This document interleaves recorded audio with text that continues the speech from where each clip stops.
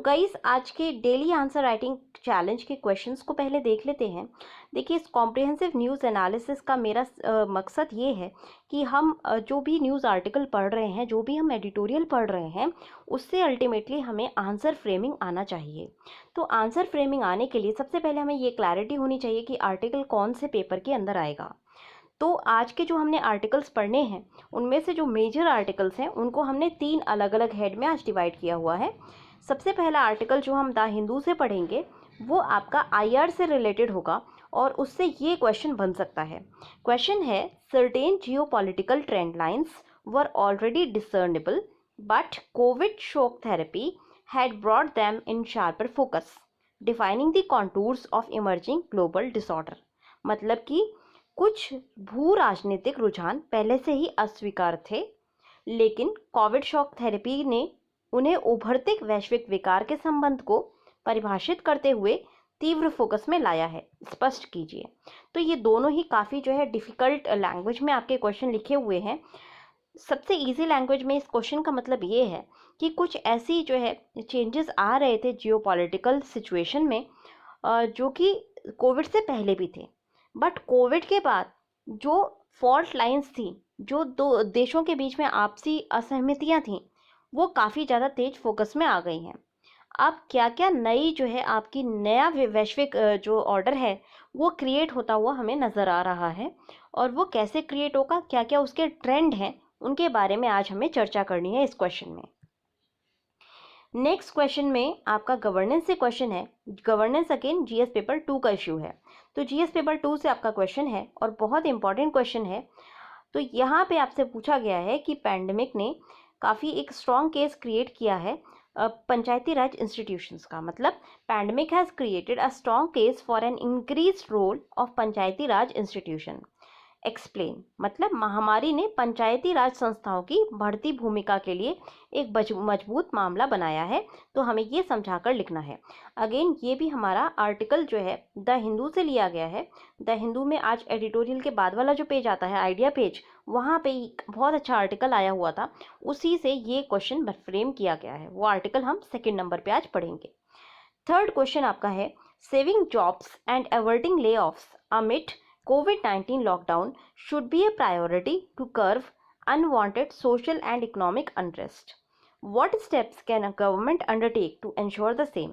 मतलब COVID-19 lockdown के बीच jobs को बचाना और ले ऑफ करना अवांछित सामाजिक और आर्थिक अशांति को रोकने के लिए प्राथमिकता होनी चाहिए।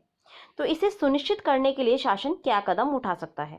मतलब गवर्नमेंट को ये बताना है, हमें बेसिकली जो है पॉलिसी स्टेप्स देने हैं कि गवर्नमेंट किस तरह से जॉब को सेव कर सकता है और ले ऑफ को जो है रोक सकता है। क्योंकि अगर जॉब सेव नहीं होती या ले ऑफ होने होगा तो उससे जो है सोशल अनरेस्ट और इकोनॉमिक अनरेस्ट हो सकता है। तो हमें जो है बेसिकली हमारा आंसर यहाँ पे फोकस करेगा, जॉब को सेव करना और ले ऑफ को अवॉइड करना। ये बाद वाला जो एरिया है ये सिर्फ आपको कंफ्यूज करने के लिए लिखा गया है। यहाँ पे सीधे सीधे आपसे क्वेश्चन पूछा है कि आपको ये जॉब्स कैसे सेव करनी है, ले ऑफ कैसे सेव करना है। तो अब चलिए शुरू करते हैं। और ये जो आपका क्वेश्चन है ये जीएस पेपर 3 से आता है आपका, क्योंकि ये इकोनॉमिक इशू में आता है। अगर यहाँ पे सोशल स्टेप दिए होते तो ये आपका जीएस पेपर 1 का इशू बन जाता। तो आज हम इस वाले क्वेश्चन को जीएस पेपर 3 के संदर्भ से देखेंगे। तो चलिए आज का डिस्कशन शुरू करते हैं। तो गाइस आज का पहला आर्टिकल जो हमें देखना है वो है the trends shaping the post कोविड-19 world, 6 geopolitical lines will define the contours of emerging world order. तो चलिए देखते हैं क्या इस आर्टिकल में आया है। तो गाइस ये वाला जो पैराग्राफ है इंट्रोडक्टरी पैराग्राफ है, और ये ऐसा ही इंट्रोडक्टरी पैराग्राफ आप अपने किसी भी आंसर राइटिंग में, अगर वो ट्रेंड से रिलेटेड आता है या जियो पॉलिटिक्स से रिलेटेड आता है, तो आप उसको यूज़ कर सकते हैं। अब हम यहाँ पे एक हेडिंग डाल देंगे, जो हेडिंग का नाम होगा emerging trends in Jio politics. ठीक है, अगर हम हिंदी में बोलें तो उभरते हुए क्या क्या उभरते हुए ट्रेंड्स हैं भू राजनीतिक में, वो हमें अब लिखने हैं। तो पहला ट्रेंड जो होगा वो है कि एशिया इज़ असेंडिंग। तो पहला ट्रेंड है हमारा राइज ऑफ एशिया। अब देखिए राइज ऑफ एशिया मतलब एशिया का उभरना। ये ट्रेंड क्यों है? 2008 के बाद से हम देख रहे हैं कि एशिया थोड़ा सा उभरता हुआ नजर आ रहा है।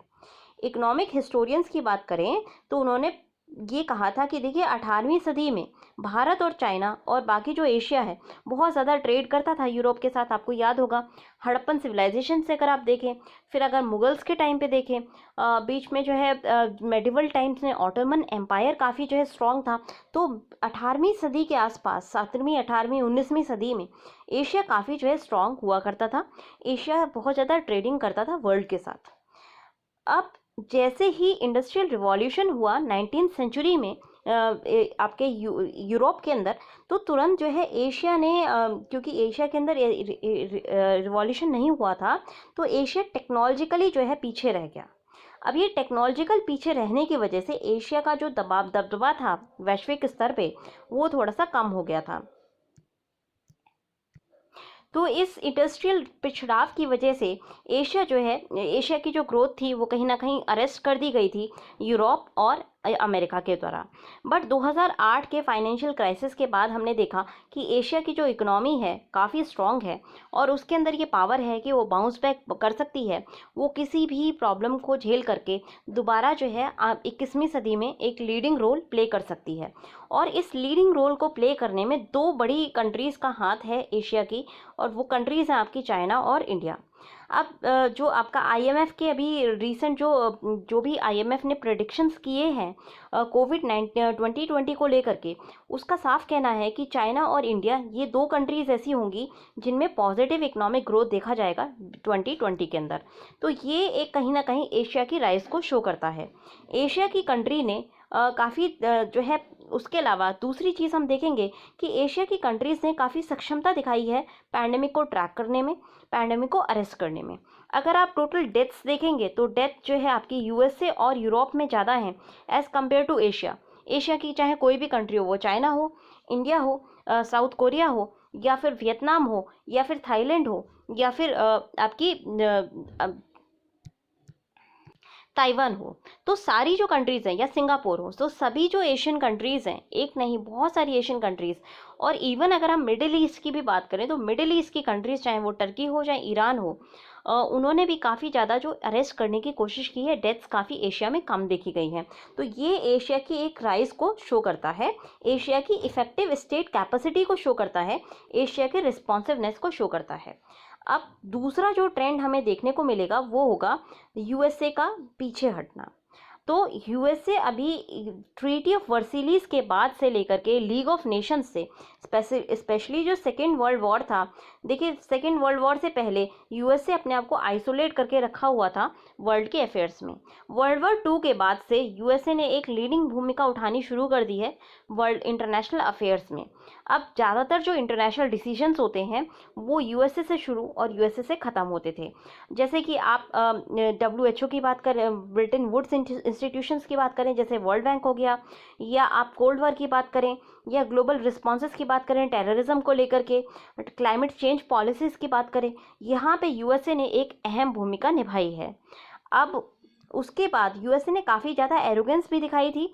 फॉर एग्जांपल इराक पे जो वन साइडेड इन्वेजन था यूएसए का प्रेसिडेंट बुश के द्वारा, फिर अफ़गानिस्तान में जो यूएसए की पॉलिसी रही है, ईरान के साथ जो यूएसए की पॉलिसी है, इससे जो एशियन कंट्रीज़ हैं उनके अंदर कहीं ना कहीं यूएसए को लेकर के गुस्सा है और रिसेंटमेंट है। ये गुस्सा और रिसेंटमेंट और ज़्यादा बढ़ गया है अभी इस क्राइसिस में, क्योंकि इस क्राइसिस के टाइम हमने ये देखा है कि यूएसए ने जो है अमेरिका फर्स्ट वाली पॉलिसी को अपना करके अमेरिका ओनली जो है पॉलिसी अपनाया है। यहाँ पे यूएसए ने जो कंट्रीज़ जैसे मेडिकल सप्लाईज थी, मेडिकल इक्विपमेंट्स थी, कुछ कंट्रीज़ के जो मेडिकल सप्लाई कुछ कंट्रीज़ तक जा रही थी, उसको बीच में हड़प लिया था। तो इससे जो है यूएसए का एक इनसेंसिटिविटी शो होती है, और कंट्रीज़ का जो ट्रस्ट है वो यूएसए की लीडरशिप में कम होता हुआ नज़र आ रहा है।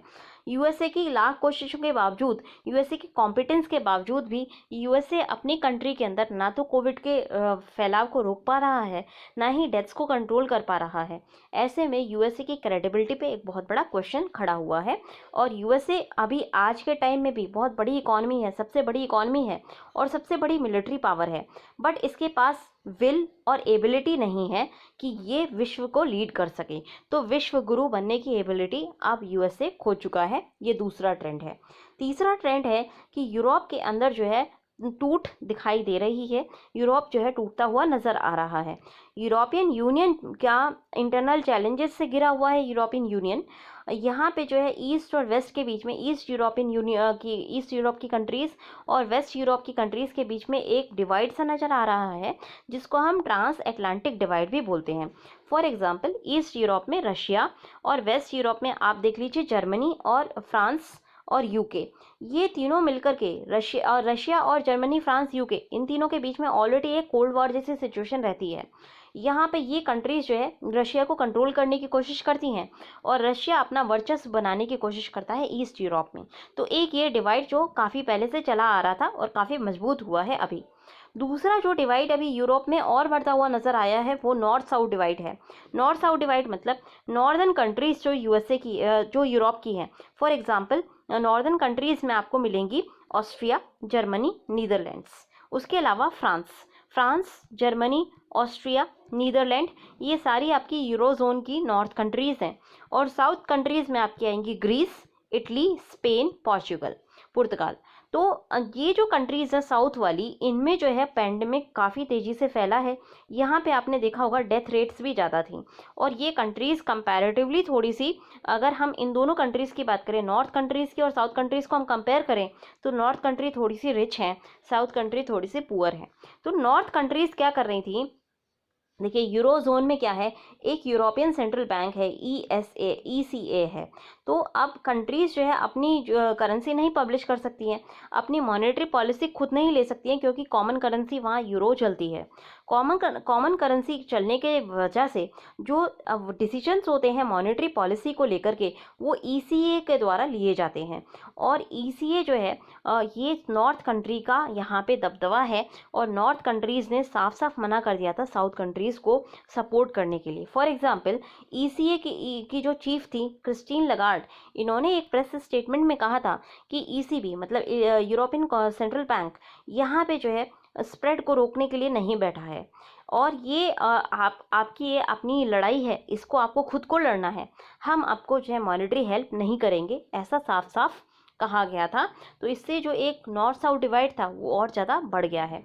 उसके बाद नॉर्थ साउथ डिवाइड का बढ़ने का दूसरा रीज़न ये है कि जब इटली में पैंडमिक बहुत तेज़ी से पैर फैलाया हुआ था, पैंडमिक की वजह से लाखों की संख्या में जो है लोग संक्रमित हो रहे थे, हज़ारों की जान गई थी इटली में। उस वक्त इटली को सपोर्ट करने के लिए किसी भी यूरोपियन जोन की कंट्री ने हेल्प नहीं किया था।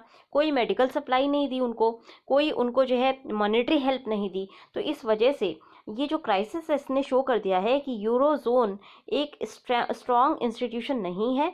और यहाँ पे भी कंट्रीज़ जो है अपने हित को देखेंगी, तो कहीं ना कहीं यहाँ पे जो है ब्रेग्जिट और ये यूरो जोन में जो क्राइसिस है, इसने क्लियर कर दिया है कि यूरोप में जो पहले हमने देखा था कोहेजन, वो उतना पेपर पे अच्छा है, देखने में अच्छा है, पीस के टाइम पे अच्छा है, पर क्राइसिस के टाइम पे ये कंट्रीज़, यूरोपियन कंट्रीज़ मिल करके एक साथ काम नहीं करेंगी आगे भी। तो ये जो ब्रेकडाउन था ये क्लियर हो गया है। ये एक आगे हम देखेंगे कि यूरोप जो है टूटता, यूरोप वाला जो रीजन है वो टूटता हुआ ही नज़र आएगा। चौथा जो ट्रेंड है वो चाइना का काफ़ी तेज़ी से ऊपर उठना है, चाइना की राइज है। तो चाइना की राइज की अगर हम बात करें, चाइना का जो इकोनॉमिक रोल है वो काफ़ी विजिबल हो गया था डब्ल्यूटीओ के टाइम पे ही। बट प्रेसिडेंट जी जिनपिंग की जो लीडरशिप में चाइना ने काफ़ी जो है एग्रेसिव रोल अपनाया है। आज के ही न्यूज़पेपर में एक आर्टिकल निकला है जहाँ पे कल जो है इंडो मतलब मई के बिगनिंग में और 2-3 दिन पहले इंडो चाइना के जो सैनिक हैं उन्होंने जो है लद्दाख सेक्टर में फेस ऑफ हुआ था, थोड़ी सी झड़प हुई है। उसके अलावा चाइना जो है साउथ चाइना सी में इस पैंडमिक के टाइम पे भी वियतनाम के एक जो फिशिंग बोट थी उसको गिराया था चाइना ने। और फिलीपींस की एक जो है वहाँ पे मिलिट्री बोट थी उसको भी डुबाने का काम किया था चाइना ने। और अभी भी जो है मिलिट्री एक्सरसाइज कंडक्ट कर रहा है चाइना साउथ चाइना सी के अंदर। तो ये चाइना का जो एग्रेसिव नेचर है इसने जो है आसपास के नेबरहुड में कंसर्न्स को रेज किया है। नेबरहुड जो है सेफ नहीं फील करता चाइना के इस एजर्टिव नेचर की वजह से। उसके अलावा एक कन्फ्रंटेशन और राइवलरी भी हुई है यूएसए के साथ।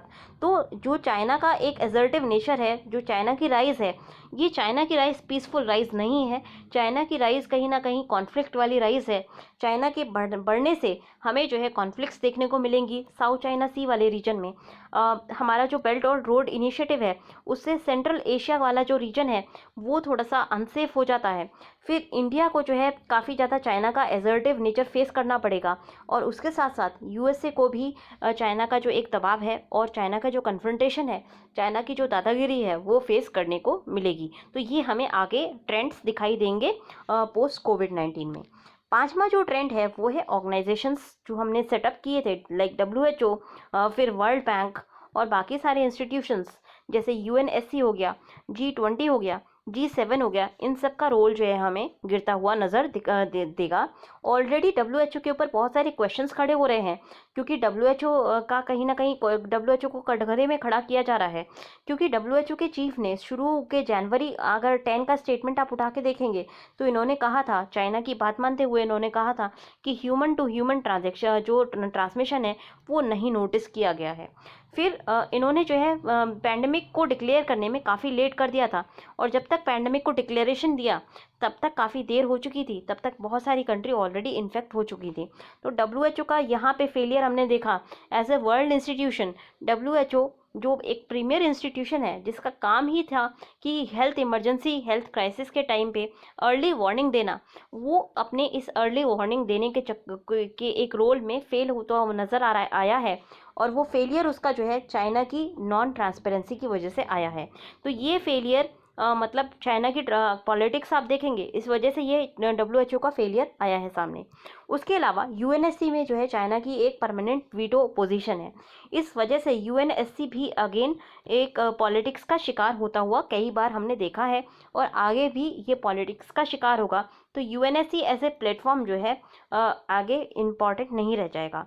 G7 की बात करें तो G7 में पहले G8 था, रशिया को बाहर हटाने के बाद G7। तो यहाँ पे यूएस और जो रशिया है उसका एक कन्फ्रंटेशन नज़र आता है। अगेन पॉलिटिक्स यहाँ पे बहुत ज़्यादा होने की वजह से G7 भी इफेक्टिव नहीं रह पाएगा। G20 की बात करें तो G20 में भी सभी कंट्रीज़ के, यहाँ पे चाइना भी एक पार्टिसिपेंट है, इंडिया भी एक पार्टिसिपेंट है, और countries like Brazil, south Africa, ये भी पार्टिसिपेंट्स हैं। और ये सारी डेवलप्ड कंट्रीज़ हैं, इनके जो इंटरेस्ट हैं वो डेवलप्ड, ये सारी डेवलपिंग कंट्रीज़ हैं, सॉरी, इनके interest developed countries like USA से काफ़ी अलग हैं, भिन्न है। क्योंकि यहाँ पे इंटरेस्ट भिन्न है, इसलिए यहाँ पे भी एक जो आपका कंसेंसस है वो बिल्ड नहीं हो पाता है। तो अगेन G20 का भी रोल जो है थोड़ा सा गिरता हुआ नज़र आएगा।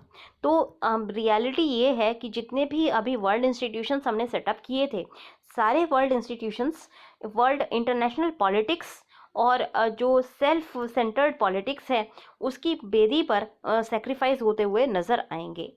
नेक्स्ट जो लास्ट हमें ट्रेंड देखने को मिलता है वो एनर्जी सेक्टर में देखने को मिलता है। अब काफ़ी तेज़ी से रीन्यूएबल सेक्टर में जो है सभी कंट्रीज़ का रुझान बढ़ा है, स्पेसिफिकली यूरोप और अमेरिका का। उसके अलावा जो ऑयल की एक डिमांड थी वो स्लो हो गई थी, और बीच में सऊदी अरबिया और रशिया का एक जो ऑयल प्राइस वॉर था उसकी वजह से ऑयल के दाम काफ़ी तेज़ी से गिरे हैं। ऑयल के दाम गिरने की वजह से इकोनॉमिक रिसेशन जो है वेस्ट एशिया में आएगा, और वेस्ट एशिया में इकोनॉमिक रिसेशन आते ही वहाँ पे जो स्टेबिलिटी है वो लूज़ होने लगेगी, क्योंकि वेस्ट एशिया वैसे भी काफ़ी जो है इनस्टेबल रीजन है पॉलिटिकली। तो यहाँ पे रिसेशन आने की वजह से इंस्टेबिलिटी क्रिएट होगी, और इस इंस्टेबिलिटी का जो इफ़ेक्ट पड़ेगा वो विश्व के बाकी कंट्रीज़ पे भी पड़ेगा, और सबसे ज़्यादा इसका इफ़ेक्ट हमारे एनर्जी सिक्योरिटी को लेकर के पड़ेगा। तो वैक्सीन जो है कोरोना वायरस की आ जाएगी, और ग्लोबल हेल्थ क्राइसिस का भी ये जो है 1-2 साल की अगर हम रेंज लें तो ये ख़त्म हो जाएगा। पर जो ग्लोबल ट्रेंड हैं ये टिकेंगे, और आगे अनप्रेडिक्टेबिलिटी आएगी, और काफ़ी जो है डिफ़िकल्ट टाइम्स इंटरनेशनल रिलेशंस में आने वाले हैं। और ऐसे में इंडिया के लिए काफ़ी डिफ़िकल्ट होगा कि अपना जो है एक इंडिपेंडेंट स्ट्रैटेजी बनाना, और एक ऐसी स्ट्रैटेजी बनाना जहाँ पे हम इस इंटरनेशनल पॉलिटिक्स का शिकार ना हो। तो गाइस पहले वाले आर्टिकल का माइंड मैप देख लेते हैं। Are trends shaping the post कोविड-19 वर्ल्ड। तो इसमें आप देखिए हमें जो है चार हम ट्रेंड्स देखने को मिलेंगे। राइजिंग एशिया, यहाँ पे हम एशिया का एजाइल इकोनॉमिक सिस्टम देख रहे हैं, और स्ट्रॉन्ग चाइना और इंडिया देख रहे हैं। फिर एजर्टिव एंड एग्रेसिव चाइना, यहाँ पे हम इमर्जिंग यूएस कॉम्पिटिशन देख रहे हैं, और concerns in neighbourhood due to aggressive stance of China. मतलब चाइना का जो एक एग्रेसिव स्टैंस है, इससे नेबरहुड जो है असुरक्षित सा हो रहा है। तीसरा हम देख रहे हैं कि यूरोपियन यूनियन में काफ़ी सारे इंटरनल चैलेंज है। पहला, वहाँ पे ट्रांस अटलांटिक डिवाइड, मतलब ये आपका ईस्ट और वेस्ट डिवाइड की यहाँ पे बात की जा रही है। दूसरा आपका north south divide in eurozone, जो हमारी नॉर्थ कंट्रीज़ हैं और साउथ कंट्रीज, जो मैंने अभी अच्छे से समझाया था, उसके बारे में यहाँ पे डिस्कशन है। और तीसरा, उन्होंने जो इटली को सपोर्ट नहीं किया है पैंडेमिक के फाइट में, ये भी एक चैलेंज देखने को मिलेगा। उसके बाद चौथा जो चैलेंज है वो यूएसए का रिट्रीट दिखाई दे रहा है, क्योंकि यूएसए का कहीं ना कहीं एरोगेंस था, जिससे कि रिसेंटमेंट हुआ है। और इससे जो है यूएसए की अमेरिका फर्स्ट पॉलिसीज़ की वजह से यूएसए कहीं ना कहीं इस क्राइसिस से से जो है सक्षम नहीं है लड़ने में। ये एक हमारे सामने जाहिर हो गया है। तो यूएसए की विल और एबिलिटी अभी लैकिंग है वर्ल्ड को लीड करने के लिए। फिर हमने ऑर्गेनाइजेशंस को फेड होते हुए देखा है। डब्ल्यूएचओ सिवियर क्रिटिसिज्म में है। यूएनएससी, G7, G20 पैरालाइज हैं क्योंकि पॉलिटिकल राइवलरीज हैं। और फाइनली जो हमारा लास्ट चैलेंज है वो है कि एनर्जी के डायनेमिक्स चेंज हो रहे हैं, उससे जो मिडिल ईस्ट की स्टेबिलिटी है वो डिस्टर्ब होने का खतरा बढ़ जाता है। तो ये हमारे मेजर चैलेंजेस हैं, जो ये मेजर ट्रेंड्स हैं जो पोस्ट आईआर का कोविड के इंटरनेशनल वर्ल्ड को शेप करेंगे। ये देखिए नेक्स्ट आर्टिकल जो आज दिया हुआ है, the epidemic and ensuring the safety in courts. इसमें से बहुत कम टेकअवेज हैं। क्विकली मैं आपको टेकअवेज बता देती हूँ, क्योंकि हम आज एक 7 पेज पे जो क्वेश्चन आया है एक आर्टिकल, उसको हम डिटेल में पढ़ेंगे। तो यहाँ से टेकअवेज क्या है, देखिए जो एपिडेमिक है ये एक रियलिटी ये है कि एपिडेमिक जल्दी जाने वाला नहीं है। अब क्योंकि ये जल्दी जाने वाला नहीं है, तो हमें जो है सोशल डिस्टेंसिंग की जो प्रैक्टिसेस हैं उनको अपनाना पड़ेगा। और अब अगर हम स्पेसिफिकली कोर्ट्स की बात करें, तो कोर्ट की सेफ्टी को इंश्योर करना पड़ेगा, क्योंकि कोर्ट की अगर बात करते हैं तो कोर्ट एक छोटा सा स्पेस है जहाँ पर हज़ारों लोग आते जाते हैं। क्योंकि हज़ारों लोग आते जाते हैं, उनके घुलने मिलने से वायरस फैलने का खतरा बढ़ जाता है। अब देखिए लॉकडाउन कभी ना कभी खुलेगा। लॉकडाउन खुलते ही कोर्ट्स भी धीरे धीरे खुलना शुरू हो जाएंगे। अब जैसे ही कोर्ट खुलना शुरू होंगे, वहाँ पे जो हियरिंग्स होंगी, अगर वो हियरिंग्स जैसे कि बार काउंसिल ऑफ इंडिया ने कहा था कि वर्चुअल हियरिंग्स को ख़त्म करके और जो है रेगुलर हियरिंग्स को लाना चाहिए, अगर ऐसा होता, क्योंकि ज़्यादातर जो एडवोकेट्स हैं वो टेक्नोलॉजिकली चैलेंज्ड हैं, उनको टेक्नोलॉजी यूज़ करनी नहीं आती है। तो क्योंकि टेक्नोलॉजी यूज़ करनी एडवोकेट्स को नहीं आती है, तो ऐसे में वर्चुअल जो हियरिंग है वो डिफ़िकल्ट हो जाती है करना। और अगर वर्चुअल हियरिंग हम नहीं करते हैं तो कहीं ना कहीं कोविड का जो खतरा है वो बढ़ जाएगा। तो ऐसे में अब इसमें बहुत सारे टेक्नोलॉजिकल चैलेंजेस दिए हैं। जैसे कि अगर हमें जो है ई फाइलिंग वगैरह करनी है, तो उसके लिए हमारे पास पर्सनल कंप्यूटर होना चाहिए, उसके अंदर विंडोज़ ऑपरेटिंग सिस्टम 10 या लाइनक्स होना चाहिए, वेब ब्राउज़र होना चाहिए, फिर आपका जो है एडोब सॉफ्टवेयर होना चाहिए, क्योंकि सारी ई फाइलिंग जो है आपकी पीडीएफ फॉर्मेट में की जाती है। तो इसके लिए जो है कुछ ना कुछ जो है टेक्निकल स्किल भी चाहिएगी एडवोकेट्स को लेकर के। दिल्ली हाई कोर्ट की अगर बात करें तो दिल्ली हाई कोर्ट में काफ़ी ज़्यादा ई फाइलिंग की जाती है, और दिल्ली हाई कोर्ट में मैंडेटरी है कि जो भी कंपनी टैक्स या टैक्सेशन से रिलेटेड जो भी फाइलिंग है वो आपकी ई फॉर्मेट में की जाए। उसी तरह से बॉम्बे हाई कोर्ट भी में भी ई फाइलिंग काफ़ी तेज़ी से ली जाती है। पर बाकी जो सबॉर्डिनेट कोर्ट्स हो गई, जैसे कि डिस्ट्रिक्ट कोर्ट हो गई, और बाकी जो हाई कोर्ट्स हैं, उनके लिए काफ़ी डिफ़िकल्टी होगी इस ट्रांजिशन को करना। वर्चुअल हाई मतलब एक्चुअल जो सिटिंग है उससे वर्चुअल हियरिंग्स को करना काफ़ी डिफ़िकल्ट एक ट्रेंड होगा। तो टेक्नोलॉजी के लिए जुडिशरी को टाइम भी देना पड़ेगा, फंड्स भी जो है देने पड़ेंगे। उसके साथ साथ आपको जो है टेक्निकल सपोर्ट भी देना पड़ेगा जुडिशरी को, जिससे कि एक ट्रांजिशनिंग सिस्टम हमारी वर्चुअल जो हियरिंग है वो स्ट्रेंथन हो सके। देखिए वर्चुअल हियरिंग को स्ट्रेंथन करने से क्या है, कहीं ना कहीं हम पेंडेंसी ऑफ केसेस भी जल्दी से सॉल्व कर पाएंगे, क्योंकि कई बार जो है तारीख बढ़ती जाती हैं, क्योंकि कोई लिटिगेंट नहीं पहुंचता है या कोई एडवोकेट नहीं पहुंचता है। तो अगर वर्चुअल हियरिंग होगी तो विश्व के किसी भी कोने से सारे जो भी पार्टीज़ हैं वो एक साथ एक टाइम पे हियरिंग कर पाएंगे। तो इससे जो है एक जो पॉजिटिव पॉजिटिव चीज़ हमें देखने को मिलेगी वर्चुअल हियरिंग से, वो होगा कि हमारी जो लिटिगेशन का टाइम है वो कम हो जाएगा। पर उसको करने के लिए हमें जो है फंड्स एलोकेट करने होंगे जुडिशरी को, हमें जो है उनको टेक्नोलॉजी से अवगत कराना होगा और टेक्नोलॉजिकल सपोर्ट उनको देना होगा, टेक्नोलॉजिकल अवेयरनेस बढ़ानी होगी जुडिशरी में।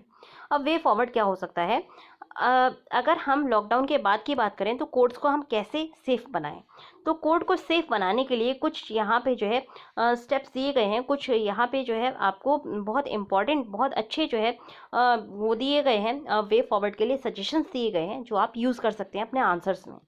पहला सजेशन है कि केवल जो लॉयर्स और लिटिगेंट्स जिनका केस उस दिन हियरिंग के लिए है, बस उनको कोर्ट हॉल में एंटर करने की परमिशन दी जाए। दूसरा है कि लॉयर्स जो कि आए वो बैचेस में आए और सीरियल नंबर के हिसाब से आए, जो भी लिस्ट में सीरियल नंबर है उसी हिसाब से केवल उतने ही लॉयर्स एंटर करेंगे और वो भी बैचेस में एंटर करेंगे। तीसरा है कि थर्मल इमेज कैमरा जो है इंस्टॉल किए जाने चाहिए हर कोर्ट की एंट्रेंस पे, हर कोर्ट की बिल्डिंग में, और जिससे कि हम जो भी रिस्क पर्सन है उसको आइडेंटिफाई कर पाएँ। चौथी चीज़, जो भी इंसान जो है कोर्ट प्रीमिसेस में एंटर कर रहा है उसके पास आरोग्य सेतु ऐप होना चाहिए उसके फ़ोन में। पांचवी चीज़ ये है कि हर कोर्ट के कॉम्प्लेक्स में हैंड वॉश के लिए जो है फैसिलिटी होनी चाहिए। छठी चीज़, रेगुलेशन होनी चाहिए कि किस तरह से हमें पब्लिक यूटिलिटी सर्विस को यूज़ करना है, जैसे कि कैंटीन हो गया, जो कोर्ट के प्रेमिसेस में है तो कैंटीन्स को हमें सेफ बनाना होगा।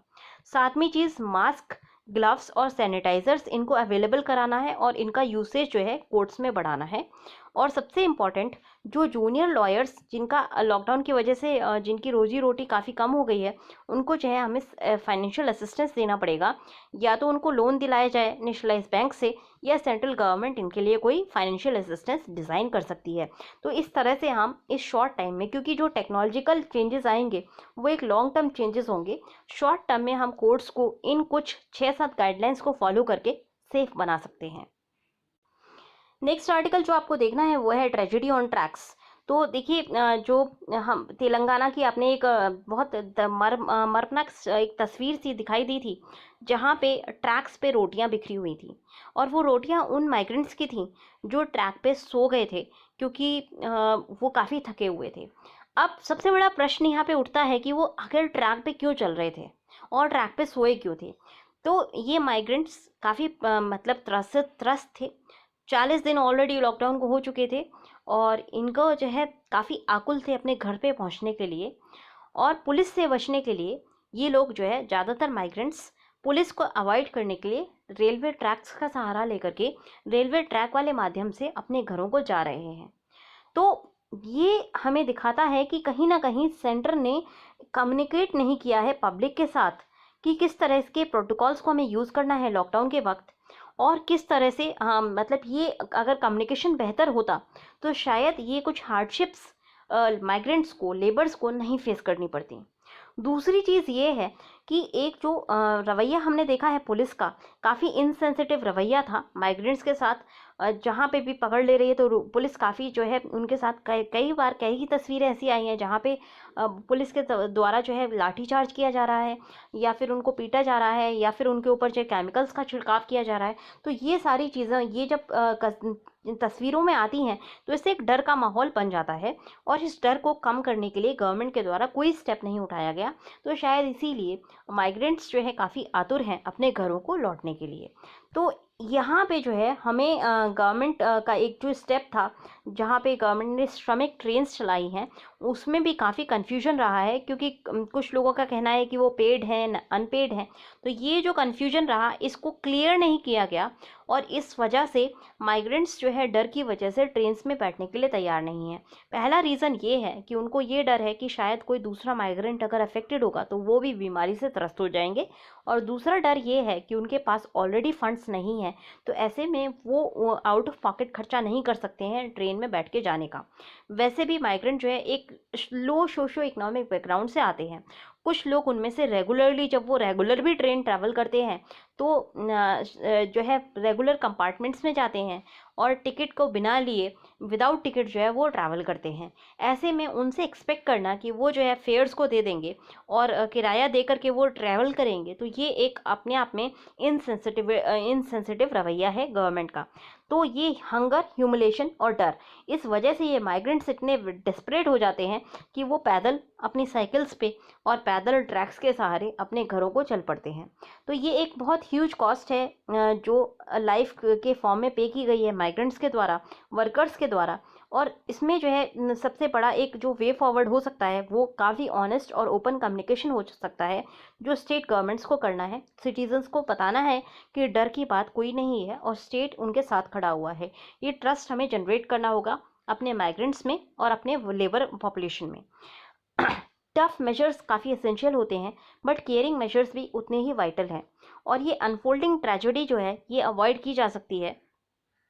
बाकी इस तरह की ट्रेजेडी ना हो, इसके लिए हमें देखना होगा गवर्नमेंट्स को कि सेंट्रल और स्टेट गवर्नमेंट के बीच में इतना अच्छा कोऑर्डिनेशन हो कि लैप्सेस दोबारा ना हो पाएँ। नेक्स्ट आर्टिकल जो आज आपको देखना है वो है कमिंग टू टर्म्स। तो यहाँ पे एक कम्युनिटी जो अभी तक देखिए 65,000 के आसपास केसेस इंडिया में हो चुके हैं, बट आईसीएमआर और हेल्थ मिनिस्ट्री का एक ही स्टैंड है कि इंडिया के अंदर कम्युनिटी ट्रांसमिशन नहीं हुआ है। ऐसे में कहीं ना कहीं ये कम्युनिटी ट्रांसमिशन का एक जो स्टेटस आया था 2-3 दिन पहले, काफ़ी अच्छा एक आर्टिकल आया था जहाँ पे लिखा हुआ था कि अगर हम एक्सेप्ट कर लेते हैं अपना कम्युनिटी ट्रांसमिशन वाला स्टेज, तो हमें काफ़ी बेटर रहेगा कि हम सर्वेलेंस भी बढ़ा पाएंगे और हमारी जो स्ट्रैटेजी होगी डील करने की वो भी बेटर हो जाएगी। उसके अलावा डॉक्टर्स भी ज़्यादा सतर्क रहेंगे ट्रीटमेंट्स करते टाइम। तो अब शायद कहीं ना कहीं हेल्थ मिनिस्ट्री जागती हुई नज़र आ रही है, क्योंकि अब रैंडम जो है सैम्पलिंग होगी 72 डिस्ट्रिक्ट्स में जिनमें वायरल लोड ज़्यादा है, उनमें रैंडम सैम्पलिंग की जाएगी, जिससे कि ये इंश्योर किया जा सके कि हमारे यहाँ पे कम्युनिटी ट्रांसमिशन है या नहीं, और अगर है तो क्या कितना तेज़ी से कम्युनिटी ट्रांसमिशन फैला हुआ है। ऐसे में ऑलमोस्ट जो है 30,000 जो है सैंपल्स लिए जाएंगे इन 72 डिस्ट्रिक्ट से, और ये सैम्पलिंग की जो टेस्टिंग होगी वहाँ पे जो टेस्टिंग की जाएगी वो आपके एलिसा टेस्ट के थ्रू यूज़ किया जाएगा। ये एलिसा का जो टेस्ट है एनआईवी के द्वारा जो है डेवलप किया गया है, ये टोटली इंडिजिनसली डेवलप टेस्ट है। ये एक एंटीबॉडी टेस्ट होता है। तो एंटीबॉडी टेस्ट आपने एक और देखा था, आपका जो है क्विक एंटीबॉडी टेस्ट जो था वो देखा था आपने, ठीक है, तो जो चाइना से हमने किट्स मंगाई थी। तो ये उसके अलग है, उससे अलग है। चाइना वाली जो किट्स थी वो हमारा जो आरएनए था उसको डिटेक्ट करती थी, वायरस का आरएनए डिटेक्ट करती थी। तो अभी किसी को इन्फेक्शन हुआ है हाल फिलहाल में, तो इसको जो है हम एंटीबॉडी टेस्ट किट से देख सकते थे। और अब जो एनआईवी ने एलिसा टेस्ट किट देखा है, अगर कोई किसी को कोई असिम्प्टोमेटिक केस है या कोई और जो है किसी को वायरस है, तो उसके अंदर एंटीबॉडीज जनरेट हो जाती हैं। अब इस एंटीबॉडी को जो है हम देखेंगे एलिसा टेस्ट के थ्रू। तो ये एनआईवी के द्वारा टेस्ट क्रिएट किया गया है और इसको जो है कैडिला कंपनी यूज़ करके इसकी किट्स बनाएगी इंडिजिनसली, और इस बेसिस पे हम जो है वाइड स्प्रेड कम्युनिटी टेस्टिंग कर पाएंगे, क्योंकि ये जो है इंडिजिनस बनाई जाएगी किट, इसीलिए अवेलेबिलिटी जो है आसान होगी। तो ये एक हमारे लिए वेलकम स्टेप है, जहाँ पे हम कम्युनिटी ट्रांसमिशन की एक कोशिश कर रहे हैं, उसको देखने की कोशिश कर रहे हैं रैंडम सैम्पलिंग के थ्रू। और अगर रैंडम सैम्पलिंग से जो है कम्युनिटी ट्रांसमिशन वाली स्टेज डिटेक्ट होती है, तो उसके बाद जो है सैम्पलिंग का हम जो है एबिलिटी भी बढ़ा पाएंगे, क्योंकि जब 30,000 किट्स बनाई जाएंगी ना, तो कहीं ना कहीं एक जो कैपेसिटी होगी कंपनी की वो बेहतर हो जाएगी, और इंडिजिनसली जो किट्स हैं वो भी अवेलेबिलिटी उनकी बढ़ जाएगी। तो आगे आने वाले टाइम में शायद इंडिया धीरे धीरे रैपिड टेस्टिंग और वाइड स्प्रेड टेस्टिंग की तरफ मूव करता हुआ नज़र आ रहा है, जो कि एक वेलकम स्टेप है। तो गाइस, हमारा जो क्वेश्चन नंबर 2 था उसको हम इस वाले आर्टिकल से सॉल्व करेंगे। आज का द हिंदू में ये आर्टिकल आया है और ये आपका टी.आर. रघुनंदन जी के द्वारा लिखा गया है। टी.आर. रघुनंदन जी की बात करें तो ये हमारे एक्स फॉर्मर जॉइंट सेक्रेटरी रहे हैं ministry of Panchayati Raj government of India के। तो बहुत ही अच्छा आर्टिकल है जो पीआरआई के महत्व को शो करता है। और पंचायती राज इंस्टीट्यूशन आपके सिलेबस में अलग से मेंशन्ड है एज अ टॉपिक। तो पंचायती राज इंस्टीट्यूशन से कोई भी क्वेश्चन आता है काफ़ी इंपॉर्टेंट हो जाता है, जीएस पेपर 2 से ये रिलेट करता है। तो आपका जो क्वेश्चन था उसमें पूछा गया था कि जो आपका पीआरआई का क्या रोल हो सकता है, और या फिर महामारी ने पीआरआई के रोल्स को जो है एक मजबूती प्रदान की है। तो पीआरआई का जो डिसेंट्रलाइजेशन का एक केस है काफ़ी मजबूत बनता है कोविड-19 से। और उसके संदर्भ में अब हम आंसर राइटिंग को फ्रेम करने की कोशिश करेंगे इस आर्टिकल को यूज़ करके। देखिए यहाँ पे जो है हम महात्मा गांधी का एक कोट था पंचायती राज इंस्टीट्यूशंस को लेकर के, उस कोट से शुरुआत कर सकते हैं, या फिर हम इस पूरे इंट्रोडक्शन को यहाँ से एज इट इज उठा सकते हैं। ये इंट्रोडक्शन में हम पूरी लाइंस ऐसे ही ले लेंगे कि महात्मा गांधी ने सोचा था, महात्मा गांधी के सपनों का भारत था कि ये भारत ग्राम पंचायत की नींव पे बनेगा, विलेज रिपब्लिक या ग्राम स्वराज आएगा, और ये ग्राम स्वराज जो है भारत की नींव रखेगा, भारत के गांव-गांव तक पहुंचेगा। बी.आर. अम्बेडकर जी भारत की जो है गांव में इतना बिलीव नहीं करते थे, क्योंकि विलेज सोसाइटी अनइक्वल थी, इसीलिए वो डिसेंट्रलाइजेशन के खिलाफ थे। फिर भी गांधी जी के जो एक आइडियल्स थे उनको directive principles of state policy DPSP में जो है इंट्रोड्यूस किया गया था, और DPSP later 73rd amendment act के थ्रू आपके कॉन्स्टिट्यूशनल प्रोविजन के तहत कन्वर्ट हो चुके हैं। तो हमारा जो कॉन्स्टिट्यूशनल सिस्टम है वो आपका जो गवर्नेंस का सिस्टम है वो 3 टायर सिस्टम है, जहाँ पे जो 3rd टायर है वो हमारा पंचायती राज इंस्टीट्यूशंस या पीआरआईज फॉर्म करते हैं। पंचायती राज इंस्टीट्यूशंस की बात करें तो पंचायत जो है डिस्ट्रिक्ट लेवल पे फॉर्म होती हैं, फिर इंटरमीडिएट पंचायत हैं, और इनको जो है इंस्टीट्यूशन यहाँ पे सेल्फ गवर्नमेंट के लिए इनको जो है कुछ पावर्स डिवॉल्व की जाने की बात की गई थी स्टेट गवर्नमेंट के द्वारा। स्टेट गवर्नमेंट को कुछ पावर्स पंचायत को डिवॉल्व करनी है, मतलब देनी है, जिससे कि पंचायत इफेक्टिवली काम कर सके, अपने लोकल इश्यूज़ को सॉल्व कर सकें। अब ये जो विजन था महात्मा गांधी का ऑन पेपर तो 73rd अमेंडमेंट एक्ट के द्वारा ये सॉल्व तो हो गया, बट ऑन ग्राउंड प्रैक्टिकली जो है सिचुएशन काफ़ी सही, मतलब काफ़ी ज़्यादा सिचुएशन प्रोग्रेस नहीं कर पाई है। ऑलमोस्ट 27 ईयर्स हो चुके हैं इस कॉन्स्टिट्यूशनलाइजेशन को, पंचायती राज इंस्टीट्यूशंस के कॉन्स्टिट्यूशनल स्ट्रक्चर को बने हुए, बट बहुत कम स्टेट्स ने पंचायती राज इंस्टीट्यूशन को एक्चुअल पावर डिवॉल्व की है। एक जो स्टेट है जो काफ़ी अलग खड़ा होता है पंचायती राज इंस्टीट्यूशन को पावर प्रोवाइड करने में, वो स्टेट है आपका केरला। तो पंचायती राज इंस्टीट्यूशन को ज़्यादातर स्टेट्स में फ़ंड नहीं दिए जाते हैं, उनको जो है डिपार्टमेंट्स, जो स्टेट कंट्रोल डिपार्टमेंट्स हैं वहाँ पे इम्प्लीमेंटेशन ऑफ प्रोग्राम सही से नहीं करने दिया जाता है। कोई भी अगर रिजोल्यूशन पंचायत लेते हैं तो उनको जो है सरकारी बाबुओं के द्वारा रोक दिया जाता है, ये अड़ंगे वहाँ पे लगाए जाते हैं। अब पैंडेमिक के बाद जो डिसीजन मेकिंग पॉपुलेशन होगा, तो कहीं ना कहीं हमें पैराडिग्म देखने को मिलेगा कि पंचायती राज इंस्टीट्यूशन का जो एक रोल है वो स्ट्रॉन्ग करने का एक काफ़ी मजबूत केस बनता है, और इसको हम केरला और कर्नाटका की एग्जाम्पल से जस्टिफाई कर सकते हैं। देखिए जैसे कि 15वीं शताब्दी में जब प्लेग हुआ था, जिसको हम आपका जो है स्पेनिश फ्लू भी कहते हैं और ब्यूबोनिक प्लेग कहते हैं, तो उसने उस वक्त के जो भी पॉलिटिकल सिस्टम था उसको टोटली चेंज कर दिया था। शायद ये मूवमेंट अब इंडिया की जो कॉन्स्टिट्यूशनल पॉलिटी है उसमें भी आ गया है। अब हमारे पास ऐसा समय है कि हम जो ओल्ड इंस्टीट्यूशंस हैं जहाँ पर एक स्टेट का काफ़ी सेंट्रलाइज रोल था उसको तोड़ करके डिसेंट्रलाइजेशन की तरफ बढ़ सकते हैं। तो ये डिसेंट्रलाइजेशन मूवमेंट है इंडिया के लिए, और ये बहुत अच्छी अपॉर्चुनिटी है। अगर हम डिसेंट्रलाइजेशन करते हैं तो शायद एज अ नेशन हमें बहुत ज़्यादा बेनिफिट्स होंगे। तो देखिए यहाँ पे हम एग्जांपल दे सकते हैं केरला का। केरला ने हमने देखा है बार बार कि केरला एक अकेला ऐसा स्टेट है जिसमें सबसे ज़्यादा इफ़ेक्टिवली कोविड को कंट्रोल किया है। धीरे धीरे चीज़ें नॉर्मलाइज होनी शुरू हो गई हैं केरला के अंदर। तो केरला में काफ़ी तारीफ मिली है चीफ मिनिस्टर को और वहाँ के हेल्थ मिनिस्टर को, जिन्होंने लॉकडाउन को बहुत अच्छे से एडमिनिस्टर किया, कंपैशनेटली एडमिनिस्टर किया, और लोगों की जो पुअर थे उनको जो है डिस्ट्रेस के टाइम में जो भी पुअर्स थे उनको जो है उनकी नीड्स को मीट किया। बट एक साथ साथ एक जो बड़ा रोल निभाया है इस लॉकडाउन को सक्षम बनाने में, कोविड की एक फाइट में एक बहुत बड़ा जो भूमिका निभाई है वो है पंचायत ने। केरला के पास देखिए हेड स्टार्ट था, क्योंकि पंचायत फ्रेंडली फिस्कल सिस्टम है केरला के अंदर। मतलब केरला ने जो पावर्स हैं पंचायत में काफ़ी पहले से डिवॉल्व की हुई हैं। 1/3 जो फंड्स होते हैं केरला के वो पंचायत को दिए जाते हैं, और पंचायत के पास फ्लेक्सिबल डेवलपमेंट और मेंटेनेंस ऑफ फंड की फैसिलिटी दी गई है। मतलब पंचायत जैसे चाहें अपने हिसाब से फंड्स को यूज़ कर सकती हैं। कदमश्री एक सिस्टम है केरला में, जहाँ पे विमेन को सेल्फ हेल्प ग्रुप फॉर्म करने की आज़ादी है, और ये सेल्फ हेल्प ग्रुप जो है सिविल सोसाइटी का भी काम करते हैं। ये पंचायत के साथ मिलकर के वहाँ पे लोकल जो इंडस्ट्रीज़ हैं उसको फॉर्म करते हैं, और विलेज के डेवलपमेंट में बहुत अहम भूमिका निभाती हैं। उसके अलावा कदमश्री की वजह से बहुत सारी विमेन लीडर्स भी केरला के पॉलिटिकल सिनेरियो में इमर्ज हुई हैं। 65% जो भी पंचायत की लीडर्स हैं वो कदमश्री के मेंबर्स हैं। तो इसी से पता चलता है कि लीडरशिप की भूमिका भी कदमश्री ने एक निभाने की पहल की है। केरला की पंचायत कोविड के लिए रेडी थी, क्योंकि उन्होंने जो है केयर गिवर्स के फॉर्म में बहुत पहले से अपने आप को एस्टैब्लिश किया हुआ था। वो बूढ़े, वीक और मार्जिनलाइज्ड इनको केयर प्रोवाइड करती थी। केरला में की पंचायत के पास फ्लेक्सिबल फंड्स होते हैं।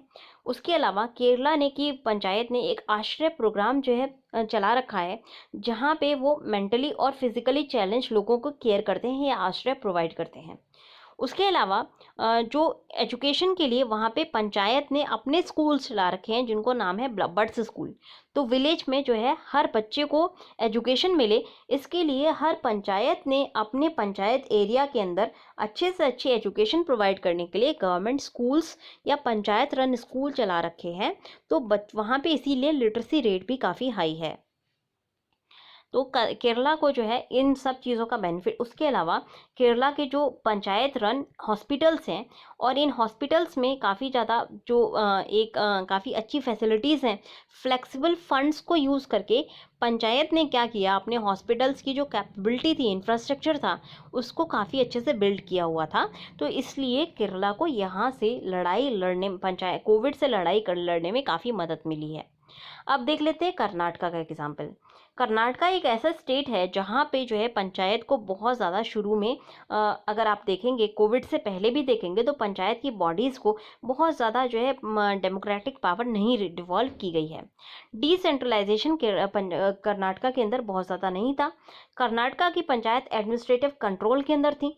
यहाँ पे जो है पैरेलल स्ट्रक्चर चलता है, बाबूडम चलता है। पंचायत अगर कुछ रिजोल्यूशन पास करेगी तो उसको बाबू जो होते हैं पीसीएस ऑफिसर्स होते हैं, और बाकी जो स्टेट की मशीनरी होती है वो ब्लॉक कर देती थी। तो हमने देखा कि कर्नाटका में उतना अच्छा पंचायत का सिस्टम नहीं था। पर आज अगर आप देखेंगे तो वहाँ पे पंचायती राज का प्रैक्टिस में रिवाइवल देखने को मिला है। पंचायती राज इंस्टीट्यूशन फर्स्ट रिस्पॉन्डर के रूप में उभर के सामने आई है। उसके 2 रीजन्स हैं। पहला रीज़न ये है कि लॉकडाउन के वक्त स्टेट का जो सपोर्ट है और कॉपरेशन है वो पूरी तरह से जो कंट्रोल है वो नहीं हो पाता है। जो आपके विलेज तक स्टेट की मशीनरी नहीं पहुंच पाती है। तो ऐसे में पंचायत जो है वैक्यूम को फिल करती हैं, गवर्नेंस के वैक्यूम को फिल करके लोकल लेवल पे उनको जो सही डिसीजन लगता है वो डिसीजन मेकिंग पंचायत ने की है। दूसरी चीज़ ये है कि ट्रैवलिंग जो डिपार्टमेंटल स्टाफ है वो विलेज तक नहीं जाता। ऐसे में वो इंस्ट्रक्शन और मॉनिटरिंग नहीं करता है प्रोग्राम्स और प्लान्स की। तो इसीलिए फ्लेक्सिबिलिटी मिली है पंचायत को अपने हिसाब से प्लान्स और प्रोग्राम्स को फॉर्मुलेट करने की।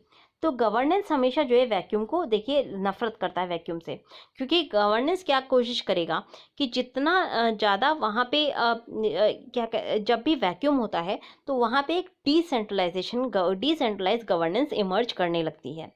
अभी एक वैक्यूम की स्थिति हो गई थी, क्योंकि स्टेट की मशीनरी विलेज तक नहीं पहुंच पा रही। तो इसीलिए उस वैक्यूम को फिल करने के लिए पंचायती राज इंस्टीट्यूशन ने एक लीडरशिप का रोल निभाया है कर्नाटका के अंदर, और इससे डिसेंट्रलाइज इंस्टीट्यूशन और पंचायती राज इंस्टीट्यूशन आगे भी मजबूत हो जाएंगे। सारी पंचायत्स ने कर्नाटका की एक फॉर्मल रिजोल्यूशन पास किया था कि कोई भी उनके एरिया में भूखा नहीं जाएगा, और इसके लिए जो है उन्होंने मदद ली है पंचायती राज इंस्टीट्यूशंस ने मदद ली है एनजीओज की और सिविल सोसाइटी की। तो कोई भी अगर विलेज में भूखा है, उसको मिलकर ये पंचायत खाना खिला रही है, तो ये कहीं ना कहीं एक बहुत सराहनीय कदम है, जो बाकी कंट्री की पंचायत भी फॉलो कर सकती हैं। उसके अलावा पंचायत ने एक टास्क फोर्स बनाई हुई है कोविड। आप सोचिए कि कितने अच्छे से विलेज लेवल पर ये हमें जो है इनोवेशंस देखने को मिल रहे हैं। तो विलेज लेवल पर कोविड टास्क फोर्स बनाई हुई है पंचायत, कर्नाटका की पंचायत ने। यहाँ पे प्राइमरी हेल्थ सेंटर का जो डॉक्टर होता है वो इस टास्क फोर्स का हिस्सा है। ऑक्सिलरी नर्स और मिडवाइफ इस टास्क फोर्स का हिस्सा है। उसके अलावा सोशल हेल्थ एक्टिविस्ट मतलब एनजीओ जो होंगे वो इसका हिस्सा है। और सारे इलेक्टेड रिप्रेजेंटेटिव जितने भी पंच हैं वो सभी इस पंचायत का हिस्सा हैं, और सॉरी इस टास्क फोर्स का हिस्सा हैं। उसके अलावा जो भी आपके पंचायत के जो स्टाफ पार्टिसिपेंट्स होते हैं, मतलब जो डिस्ट्रिक्ट के ऑफिसर्स होते हैं, पंचायत ऑफिसर्स जो होते हैं, वो भी इस टास्क फोर्स का हिस्सा हैं। ये टास्क फोर्स एक बार 2 बार एक हफ्ते में मिलती है और उस विलेज के लिए स्ट्रैटेजी डिज़ाइन करती है कि किस तरह से कोविड की स्प्रेड को विलेज के अंदर रोका जा सके। तो ये एक बहुत इनोवेटिव अप्रोच हमें देखने को मिली है पंचायती राज इंस्टीट्यूशन की। इस तरह से क्या होता है, यहाँ पे लॉकडाउन का इम्प्लीमेंटेशन कैसे होना चाहिए ये टास्क फोर्स डिज़ाइन करती है। डिसइंफेक्शन किया जाता है टास्क फोर्स की देखरेख में। फिर जो भी भूखे लोग हैं उनको फूड प्रोवाइड किया जाता है, और बाकी जो एसेंशियल सप्लाईज़ हैं वो पूरे विलेज में सब लोगों को मुहैया कराई जाती हैं। कुछ यहाँ पे विलेज लेवल टास्क फोर्स की कुछ रिकमेंडेशंस को इम्प्लीमेंट करने में कहीं ना कहीं कुछ ऑफिसर्स ने ऑब्स्ट्रक्शन क्रिएट किया है, पर फिर भी काफ़ी पॉजिटिव एक सिनेरियो इमर्ज हुआ है। देखिए, एक जो प्रॉब्लम लाई करती है वो ये है कि बहुत जल्दी 5 साल का जो टर्म होगा पंचायत का वो ख़त्म हो जाएगा, और इलेक्शन इस वक्त इम्पॉसिबल है इन सर्कमस्टांसेस में। तो ऐसे में जो एक केयरिंग अगर गवर्नेंस सिस्टम हमें बनाना है, तो वो इलेक्टेड रिप्रेजेंटेटिव्स के द्वारा ही आ सकता है। तो ऐसे में अगर वैक्यूम को फिल करने के लिए दोबारा अगर जो है स्टाफ को रिस्पॉन्सिबिलिटी दे दी गई या ऑफिशियल्स को रिस्पॉन्सिबिलिटी दे दी गई, तो वो उतने अच्छे से गवर्न नहीं कर पाएंगे जितने अच्छे से पंचायती राज इंस्टीट्यूशंस गवर्नेंस कर रही है। तो पंचायती राज इंस्टीट्यूशन की ये सराहनीय कदम कहीं ना कहीं एक डिसेंट्रलाइजेशन की तरफ हमारी जो केस है उसको मजबूती प्रदान करते हैं। और यहाँ से हम काफ़ी जो है यहाँ से बहुत अच्छा हम एक कंक्लूजन फॉर्म कर सकते हैं, जहाँ पे लिखा है कि a caring government, a confident caring government ought to continue with current elected functionaries as administrators। मतलब कि अगर हमें इलेक्शन का जो टर्म ख़त्म भी हो जाता है, तो ये इन पंचों को जो है कंटिन्यू करने देना चाहिए एज ए फंक्शनरी, जब तक दूसरे जो है इलेक्शन नहीं कराए जाते। क्योंकि ये जो फंक्शनरी होंगे ये आपके ऑफिशियल से बेटर केयर कर पाएंगे और इस क्राइसिस से डील कर पाएंगे। तो ये हमारा वे फॉरवर्ड के रूप में हमें ये लिखना होगा और इश्यू हमें ये शो करना होगा। तो इस तरह से हमारा जो आंसर होगा काफ़ी आपका जो है करंट ट्रेंड को लेते हुए काफ़ी अच्छा एक आंसर बनेगा, जहाँ पे हमने जो है 2 केस स्टडीज़ को भी डील किया है और पंचायती राज की भूमिका को भी अंडरलाई किया है। तो ये हमारे 2 आंसर्स फॉर्मुलेट हो चुके हैं। तीसरा क्वेश्चन जो आज हमें देखना है वो है saving jobs and averting layoffs amid कोविड-19 लॉकडाउन। तो किस तरह से हमें जॉब्स को सेव करना है और कोविड की जो क्राइसिस है उसको अवॉइड करना है। देखिए, बहुत सारे जो मेजर्स हैं, रिलीफ मेजर्स हैं, वो सरकार के द्वारा लाए गए हैं, वो पर इनमें से एक भी मेजर ले ऑफ को संबंधित नहीं है। इनफैक्ट जो इंडस्ट्री सीआईआई है, सीआईआई ने एक रिकमेंडेशन दी है गवर्नमेंट को कि ले ऑफ की जो कंडीशन है वो ईजी कर दी जाए। अब अगर हम ले ऑफ की कंडीशन ईजी कर देते हैं तो उससे क्या होगा कि जो लॉकडाउन का एक के वक्त ऑलरेडी एक इकोनॉमिक क्राइसिस लोगों के ऊपर आके खड़ा हुआ है। ऐसे में अगर ले ऑफ और जो जॉब से निकालने की प्रक्रिया अगर हम आसान कर देते हैं तो बहुत बड़ा इकोनॉमिक और सोशल अनरेस्ट क्रिएट हो सकता है। तो अब गवर्नमेंट को क्या करना चाहिए? गवर्नमेंट को जो है एक स्टिमुलस वेज सब्सिडी दी जानी चाहिए। मतलब कि जो भी वेजेस एम्प्लॉयर दे रहे हैं उसको कुछ सब्सिडी जो है, एम्प्लॉयर्स को कुछ सब्सिडी प्रोवाइड की जानी चाहिए, जिससे कि एम्प्लॉयर्स का जो एक स्ट्रेस की कंडीशन है वो रिड्यूस हो सके। तो ये यहाँ से एक वे फॉरवर्ड के लिए बड़ा टेक अवे है। बाकी ये आर्टिकल काफ़ी जो है आपका टेक्निकल है, तो यहाँ पे हमें ये इंट्रोडक्शन में हम फर्स्ट पैराग्राफ यूज़ कर सकते हैं कि जो आपका आउटब्रेक है ये full blown health emergency crisis है, जिसने काफ़ी ज़्यादा डिसरप्ट किया है ट्रेड को, मोबिलिटी को, और लाखों और करोड़ों की संख्या में लोगों की आपकी जो है लाइफ। इसका एक मल्टी, यहाँ से देखिए ये लाइन बहुत इंपॉर्टेंट है मल्टीप्लायर इफेक्ट वाली। तो जो आपका लॉकडाउन है उसका जो इम्पैक्ट होगा वो मल्टीप्लायर के फॉर्म में होगा, मतलब कि काफ़ी जो है ज्योमेट्रिकल फॉर्म में दिखाई देगा हमें। यहाँ पे इकोनॉमिक और सोशल शटडाउन की वजह से डिसरप्शन होगी डिमांड में, सप्लाई चेन डिसरप्ट होगी जिससे कि प्रोडक्शन डिक्लाइन करेगा, और प्रोडक्शन के डिक्लाइन होने से जॉब लॉसेस होंगे। तो ये जॉब लॉस एक बहुत बड़ा जो है कोलेटरल डैमेज के रूप में इमर्ज होगा कोविड-19 के पैंडमिक की वजह से। अब देखिए भारत की जो इकोनॉमी है 5वीं सबसे बड़ी विश्व की इकोनॉमी है, और ऐसे में जो लॉकडाउन काफ़ी लंबा चला है इसमें इस वजह से जो अनसर्टेनिटी है वो भी काफ़ी बढ़ेगी, और जो अनसर्टेनिटी है लाइवलीहुड की, इससे बहुत सारे लोगों की जो लाइवलीहुड्स हैं उनको लॉस होगा, लोगों को जो है ले ऑफ किया जाएगा, और ये प्रॉब्लम जो है लंबी टिकने वाली है। ये हमें ध्यान में रखना है कि ये प्रॉब्लम आसानी से जाने वाली नहीं है। इसीलिए जो हमारी पॉलिसी फॉर्मुलेशन होनी चाहिए वो लॉन्ग टर्म पॉलिसी फॉर्मुलेशन होना चाहिए, शॉर्ट टर्म नहीं। तो ऐसे में जो एक सॉफ्ट अप्रोच अगर हम एग्जीक्यूट करते हैं, लेबर्स के अगेंस्ट अगर हम जाते हैं और टर्मिनेट करते हैं एम्प्लॉयज़ को, तो उससे क्या होगा कि जो सोशल और इकोनॉमिक क्राइसिस बढ़ जाएगा।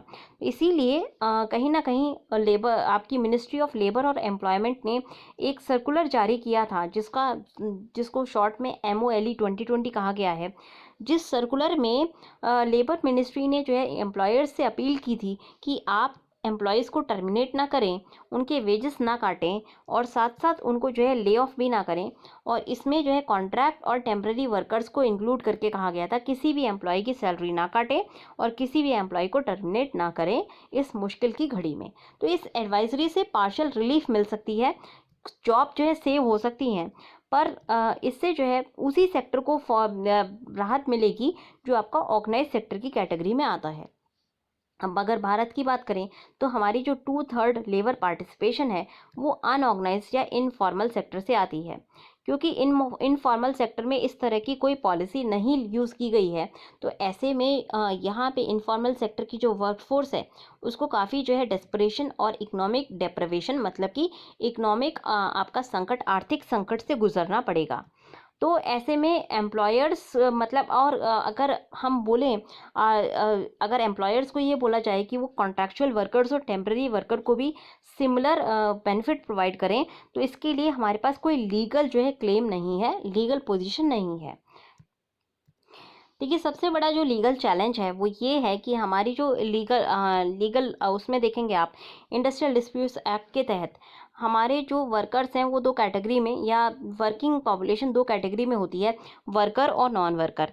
वर्कर की कैटेगरी में कोई भी ऐसा व्यक्ति आता है जो unskilled, manual skilled, technical, operational, clerical या सुपरवाइजरी रोल में है और किसी एम्प्लॉयर के द्वारा जो है हायर किया जाता है। तो यहाँ पे जो वर्कर की कैटेगरी है, कोई काम करने वाला व्यक्ति, यहाँ पे एम्प्लॉयर एम्प्लॉय रिलेशन की बात की गई है। तो आपकी, हमने एक जिग इकॉनमी की बात की थी कि पहले वाले आर्टिकल्स में, जहाँ पे हमने बोला था कॉन्ट्रैक्चुअल वर्कर या जो अपने जो है प्रोजेक्ट बेस्ड वर्कर्स होते हैं वो जिग इकॉनमी का हिस्सा होते हैं। और जिग इकॉनमी की अगर बात करें तो वो वर्कर, नॉन वर्कर की कैटेगरी में जो आपके वर्कर्स होते हैं कॉन्ट्रैक्चुअल या part time worker, gig economy में नॉन वर्कर की कैटेगरी में आते हैं। क्योंकि ये नॉन वर्कर की कैटेगरी में आते हैं इसीलिए इनको जो सारे जो भी फैसिलिटीज़ हैं या जो भी गाइडलाइंस मिनिस्ट्री ऑफ लेबर देती है वो गाइडलाइंस इनके ऊपर एप्लीकेबल नहीं होते। और क्योंकि इनके ऊपर एप्लीकेबल नहीं होते इसीलिए इनकी जो कलेक्टिव बार्गेनिंग पावर होती है वो कम हो जाती है। तो हमें क्या करना चाहिए, हमें जो है एक एडवोकेसी करनी चाहिए जिससे कि वाइडर कवरेज हो लेबर लेजिस्लेशन का।